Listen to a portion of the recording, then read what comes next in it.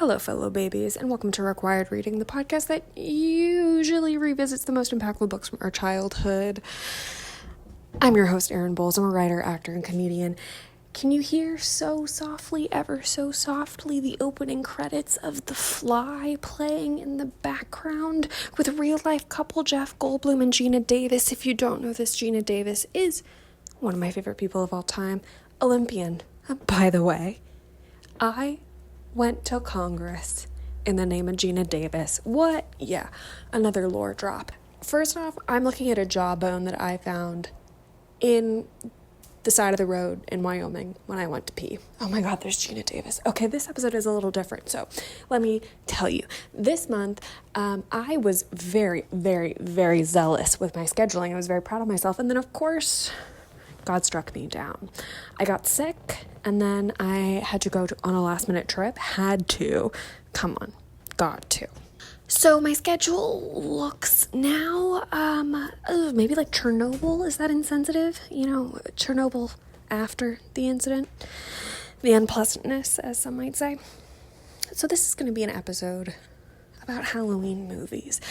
If you really want to hear my thoughts, if you want a accompaniment here, that's what I'll say, go to my Letterboxd. I believe my handle is at Erin R. Bowles. It's the same everywhere. Is my cat gonna light that candle? Turn that candle. My cat loves candles. Can you hear it crackling?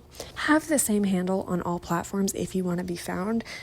The brand must be consistent, okay? If you want a companion piece, go to my Letterboxd. I have a list called Halloween Eternal. That list is like minimum 8 years old. And I want to talk to you about some of my favorite Halloween movies. I never end up watching as many as I want to, you know? And I'm recording this episode on the 23rd of October. My tradition for about 6, 7, 8 years is that I would work my way through this Letterboxd list alphabetically. That just makes the most sense to me. I do most things in my life alphabetically. Starting with, on October 1st, An American Werewolf in London. It's got some great things. It's got Frank Oz. If you didn't know, Frank Oz, voice of Miss Piggy, critical figure in The Muppets. The Muppets do make an appearance in that film in a scene I hate.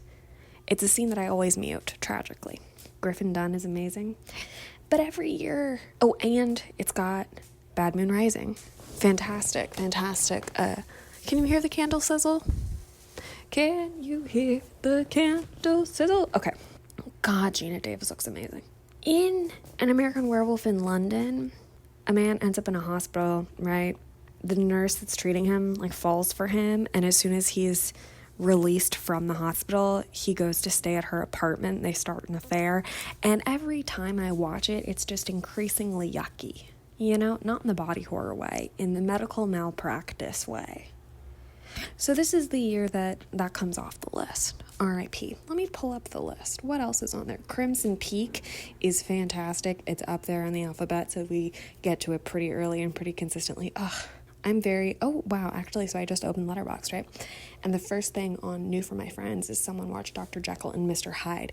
Classic Hollywood. Yes, you have to watch the 1931 version with Frederick March. Frederick March is probably my favorite classic Hollywood male actor. Underrated. I know. That's I know. It's like, the high school version of me that said, well, my favorite Wes Anderson is the Darjeeling Limited, because no one would say that, It's like someone saying they love the LA Clippers instead of the Lakers. I was just thinking about putting that as a joke in a screenplay, but never mind. You have to watch the Frederick March version because Spencer Tracy, he's just got a type, He's an aw shucks guy. He can't play Mr. Hyde. And Ingrid Bergman is cast against type. And oh my God, it's the moment in The Fly where Gina Davis takes off her stockings. Wow. And she's in this leather coat. Damn. The Fly is will be on this list and then comes off of it, and we'll come back onto it, and I think I'm gonna put it back on. But you have to watch the 1931 version, because the one in the 40s, Ingrid Bergman, I respect any time someone tries to play against type. She can't sell the sex worker. And Lana Turner is cast as the perfect virginal one. I mean, it's the types are there because they work. It's ambitious in a way that they didn't dedicate themselves to it. Okay, what I'm saying is Dr. Jekyll and Mr. Hyde with Frederick March. It's from 1931. Definitely watch it. It's got Miriam Hopkins. You must see Miriam Hopkins at one point in your life. Like, maybe, if not this one, one of my favorite films of all time has Frederick March, has Miriam Hopkins, has Gary Cooper. It's directed by Ernst Lubitsch, who is like the one person that I'm like, that is someone that is dead that I wish I could work with. It's called Design for Living. You want to talk about pre-code Hollywood. Okay, looking at this list, Beetlejuice. Speaking of Gina Davis, I'm a little like burnt out on Beetlejuice the last couple of years. I did not see the sequel. I just didn't feel. Then Marylanders Unite. The next one is Blair Witch Project. So I had never seen Blair Witch Project until I was in college, right? And then I saw it, and it really traumatized me. It's a traumatizing film, of course. The reason it traumatized me is because I got lost in those woods when I was 10 years old. Blair Witch Project is set and was filmed in Maryland. And I got lost in woods about 45 minutes away from that during a 6th grade outdoor education trip. It's a whole story, but I got lost in those woods, right? It was bad. I had nightmares for minimum a week. My very last, I think, college class ever, like I never walked into a classroom after this. It was like a in-class essay final exam where, and you were told about this beforehand, but you had to find a film that was either shot in or set in your hometown. And this was a cinema studies class taught by Chad. Shout out Chad, love him. And you have to talk about whether or not they successfully created an accurate sense of place and how that was created or poorly created. And I chose Blair Witch Project because that is an effective film. The next one on my list is Bram Stoker's Dracula, directed by Francis Ford Coppola. Now, this film, you have to at least see it once. You know, some years I see this on the list and I go, Some years I'm excited. I'm down for it. This year I'm not going to watch it because it's not available on streaming. Side note, I'm becoming a big DVD person.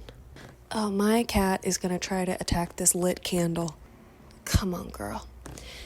But I have to just say this. I hate Gary Oldman.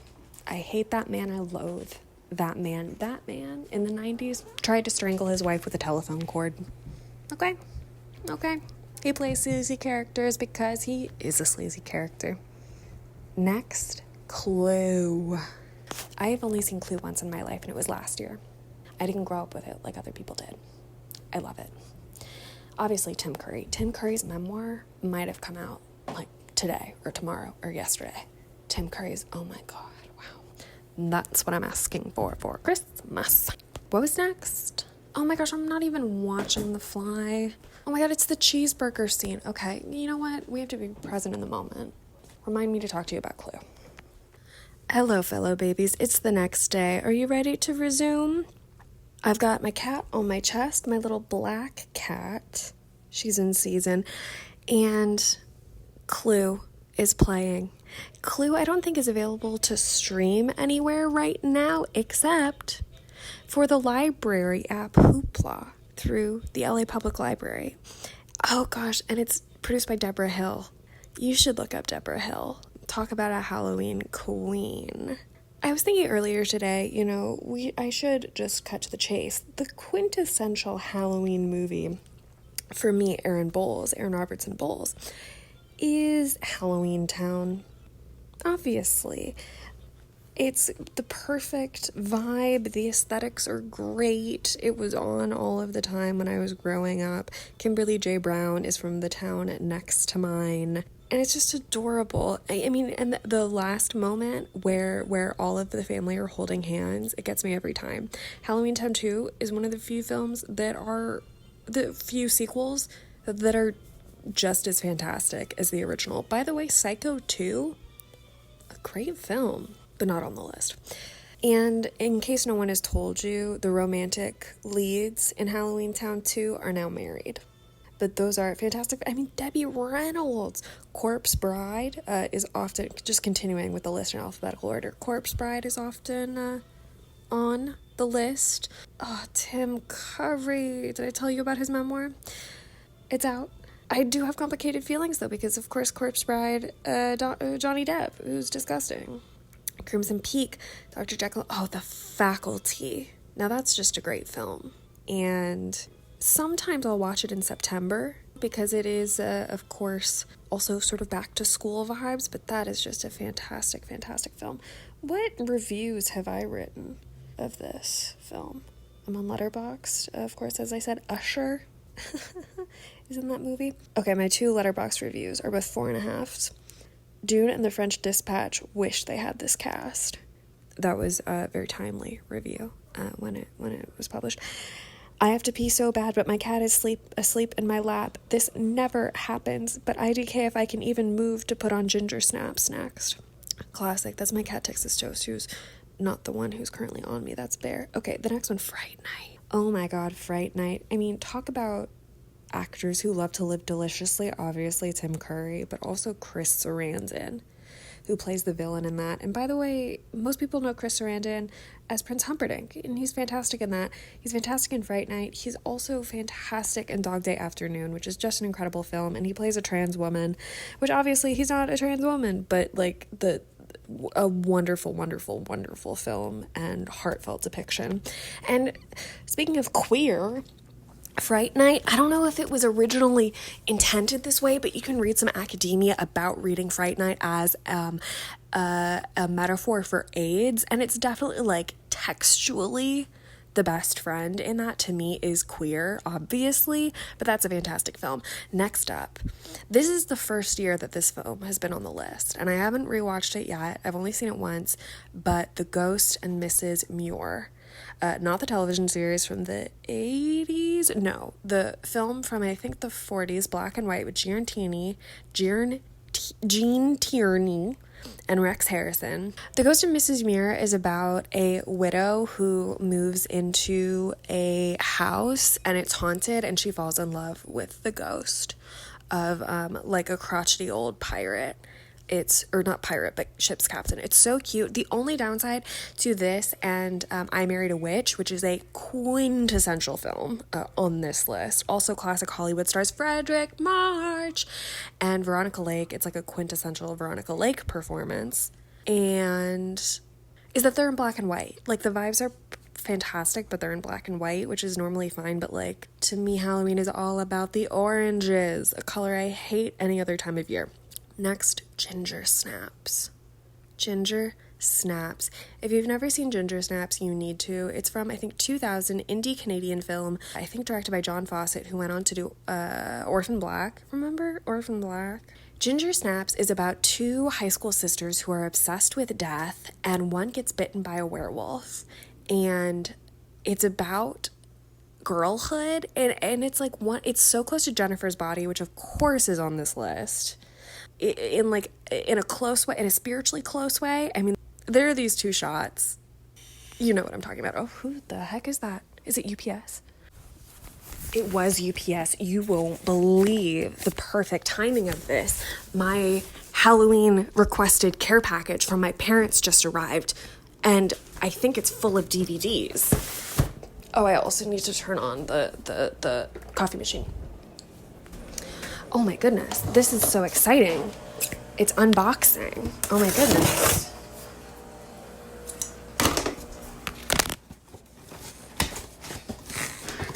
Oh, a lot of DVDs.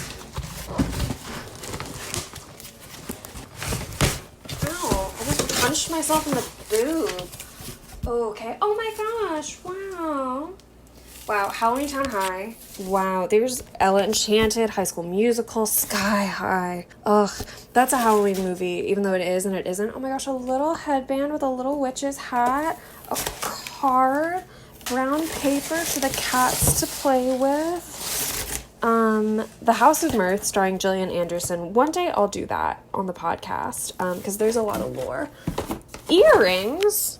I don't have earrings. Oh, it's the little charm for my charm necklace that I requested. Oh, thank you, Mommy. Pez, who the heck is this? Oh, this is the girl from Nightmare Before Christmas and some little Halloween lights. Aww. Thank you. So cute. Oh, and Merlin's season 1 is also in here. That, Merlin's season 1 is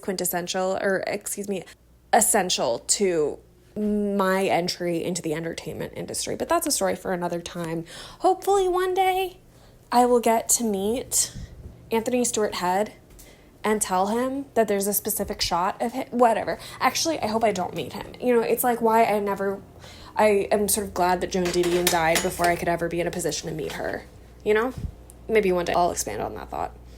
Okay, next on the list is Hocus Pocus, which I think sort of needs no explanation. I'm never going to defend the cinematic quality of this film. My parents, I didn't realize this until fairly later on in my childhood, hated this movie.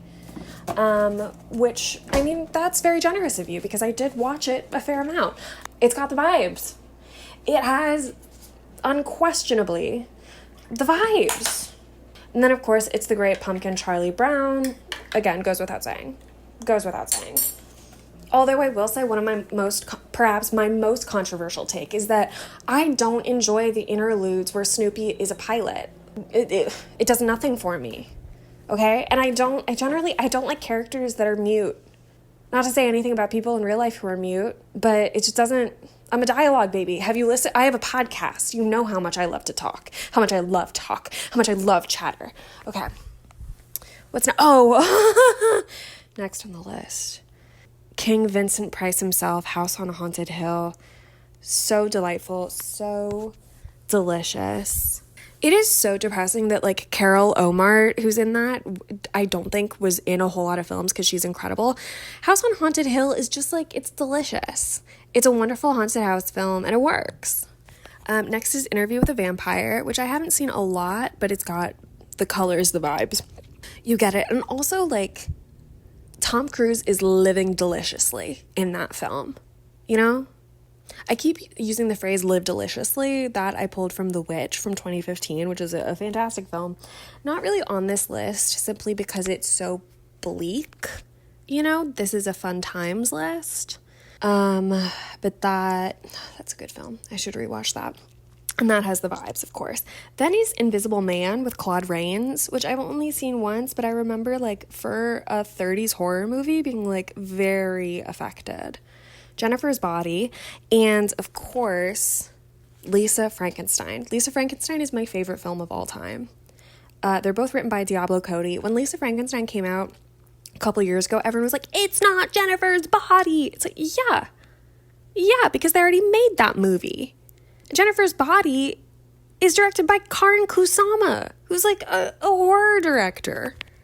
Of course it's different. That's rude to Diablo Cody, frankly, who wrote both. Oscar winner Diablo Cody.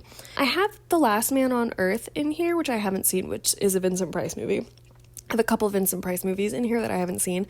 Next is Little Shop of Horrors, which I usually don't get around to every year, but a fantastic film.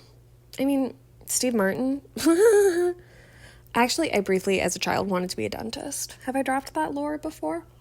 Once someone said to me, I think it was Madeline who did The Princess Bride on the show, and Aragon, that I have so much lore, and that really fluffed my ego to a dangerous extent. Oh, and the next is Midnight Mass, which is a miniseries, and Mike Flanagan is a fantastic creator. That is, I think, my favorite season of, all of his work on Netflix. Sadly, I don't have Netflix anymore, so I can't watch it. They should put that out on DVD. I would buy that DVD. Next, Night of the Living Dead, which I don't revisit a ton, but, not only is a great film, a critical piece of cinema history. Speaking of critical pieces of cinema history and Deborah Hill, yes, I've seen Halloween, but it's not on the list because that whole movie, visually is, blue and green. There is nary a jack-o'-lantern in it, okay? Then I have Nosferatu from last year, which I've only seen once, and mostly it's on this list because, I think I need to give it a second chance. Obviously, it's a gorgeous film, but when I was watching it in the theater, I was just, completely emotionally untouched.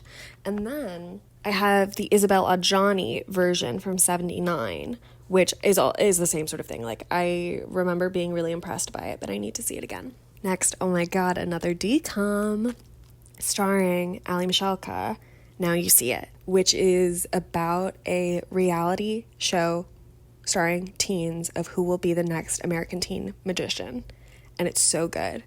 Over the Garden Wall is next. That is something that I just bought a DVD of because I want to have it on like silently in the background constantly. That is the vibe.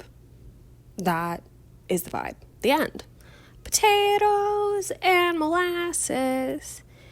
If you want some, oh, just ask us. It's warm and soft like puppies and socks, filled with cream and candy rocks. Oh, potatoes. Okay. Next is another Vincent Price film, The Pit and the Pendulum, which I've seen. I think that should be removed from the list. Next is Poltergeist, which I've never seen.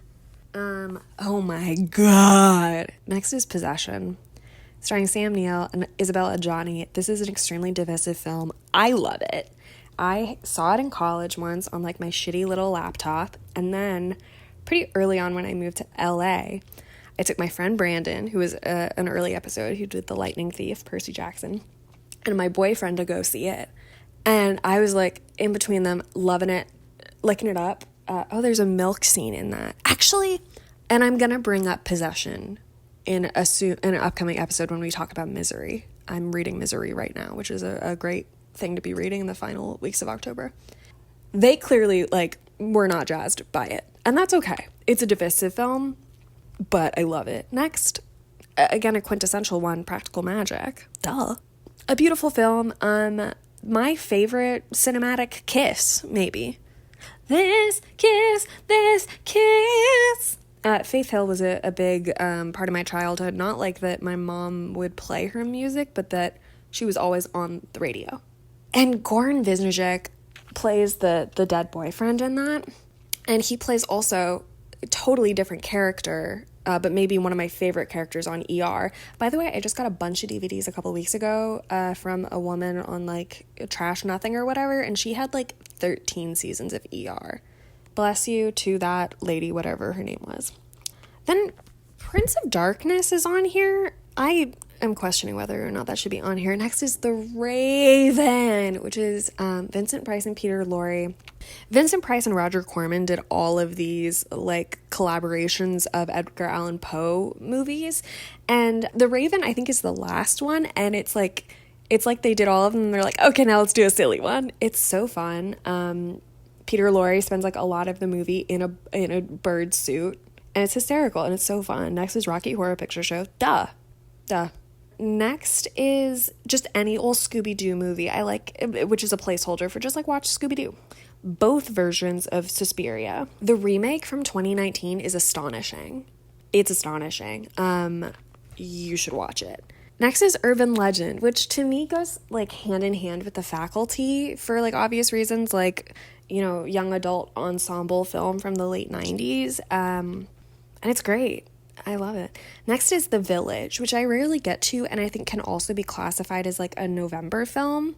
I have some very specific thoughts about what counts as a November film. The Shining is not a Halloween movie. It's a November film. The Thing, a film I love, not a Halloween movie, a November movie. Next, Wallace and Gromit and the Curse of the Were-Rabbit. Duh. I'm a huge Wallace and Gromit fan, always have been. The scariest film I've ever seen is actually a short film that traumatized me from a Aardman Studios, they do Wallace and Gromit, VHS of a bunch of different shorts, and it's called Not Without My Handbag. It's about a girl whose aunt dies and then comes back from the dead, claws her way out of hell because she forgot her purse. And of course the devil is French because it's a British company. Curse of the Were-Rabbit is so funny, and I asked my parents to send me a bunch of DVDs, and it was 2 days ago that I was I forgot to ask for Wallace and Gromit and the Curse of the Were-Rabbit. Devastating. And then The Worst Witch, Tim Curry's third appearance. I don't think I'm ever actually going to watch the whole thing ever again, just the clip. And then Young Frankenstein, which I'm eager to revisit. And that's 30 minutes of me babbling. And now it's time to actually get back to watching Clue. Coming up on the podcast, if everything stays scheduled, we've got The Way of Kings by Brandon Sanderson, 1,000-page book. Misery, like I mentioned.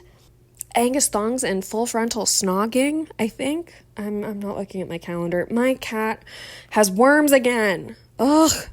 If you'd like to support the podcast or my DVD collection, please go to buymeacoffee.com/requiredreading. Thanks for all the love. Happy Halloween!